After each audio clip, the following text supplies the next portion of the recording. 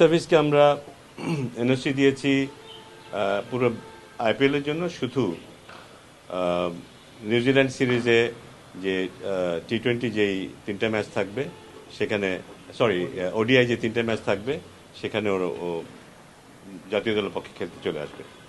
8 দিনের জন্য সে ফেরত আসবে ওডিআই সিরিজ খেলার জন্য।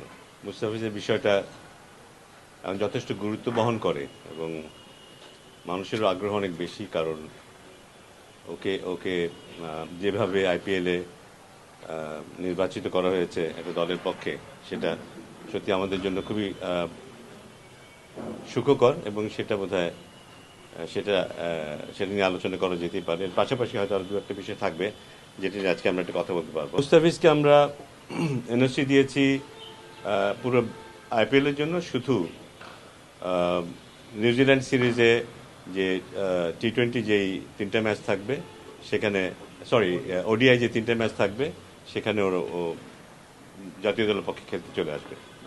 8 দিনের জন্য সে ফেরত আসবে ওডিআই সিরিজ খেলার জন্য। হ্যাঁ, ওটা নিশ্চিত করাটা আমাদের জন্য জরুরি যে ওখানে যেন আমরা আমাদের পূর্ণ শক্তি দিয়ে খেলতে পারি, সে কারণেই এই সিদ্ধান্তটা নেওয়া।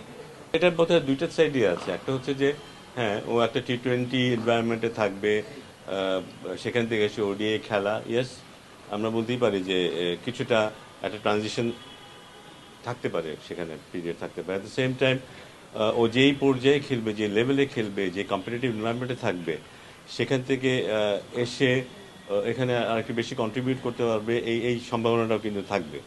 সো আমরা সব হিসাব কিতাব করেই দেখেছি যে প্লাস মাইনাস করে যে ওর প্রেজেন্সটা আমাদের জন্য জরুরি। আমাদের এক্সিস্টিং যেই স্ট্রেংথ আছে সেখানে ও থাকলে সেটা আরও বেশি শক্তিশালী হয়, সেই বিবেচনায় এটা করা। It's not about franchise cricket. যে কোনো ক্রিকেট যেটা খেললে আমাদের খেলোয়াড়দের লাভ হবে, সেটা ইংলিশ কাউন্টি হতে পারে, সেটা যদি সাউথ আফ্রিকা কেউ একটা ক্লাব ক্রিকেট খেলতে পারে আমাদের, কিংবা অস্ট্রেলিয়াতেও আমরা আলাপ আলোচনা করছি ওদের যদি ক্লাব ক্রিকেটে আমাদের ইয়াং প্লেয়াররা খেলতে পারে, এই এক্সপোজারগুলি খুব জরুরি। কিন্তু আমরা সবাই জানি যে আমাদের ঘরোয়া ক্রিকেটে আমরা অনেক কিছু আমাদের খেলোয়াড়দেরকে দিতে পারি না, অনেক এনভায়রনমেন্ট দিতে পারি না, অনেক কম্পিটিটিভ দিতে পারি না আমরা, যেটা বিদেশে অ্যাভেলেবল। আমরা যদি আফগানিস্তানের কথা বলি, আফগানিস্তান দলই তৈরি হয়েছে ওইভাবে।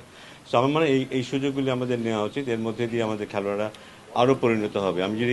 আমি যদি রিশাদের এক্সাম্পল দিই, রিশাদ এখন যে অস্ট্রেলিয়াতে আছে, ও যে লাইফ এখন লিড করছে, এই লাইফটা এখানে কোনোভাবেই ও লিড করতে পারবে না। ওর যে এক্সপিরিয়েন্সটা হচ্ছে শুধু খেলার মাঠে না, খেলার মাঠের বাইরে, এটা একটা ট্রিমেন্ডাস এক্সপিরিয়েন্স হচ্ছে ওর সাথে যোগাযোগ হচ্ছে। সে কারণে আমি জানি যে ও এই মুহূর্তে ওর লাইফস্টাইলটা কেমন, এবং এই অভিজ্ঞতাগুলো খুব দরকার। এই অভিজ্ঞতাগুলো আমাদের খেলাদেরকে আরও পরিণত করবে, যার মধ্যে দিয়ে আমরা আরও বেটার পারফরমেন্স পাবো জাতীয় দলে ওরা যখন খেলতে আসবে।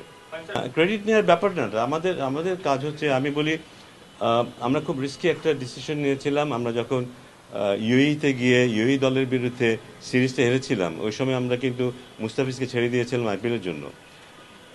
ওই আইপিএলে মুস্তাফিজের পারফরমেন্সের পরে যে বিশাল পরিবর্তন এসেছিল মুস্তাফিজের মধ্যে, সেটার ফল কিন্তু আমরা পরে পেয়েছি। ইট ইস ট্রু, আমরা রিস্ক নিয়েছিলাম এবং ইউএইর সাথে আমরা সিরিজ হেরেছিলাম, টি-20 সিরিজ হেরেছিলাম, তাই না?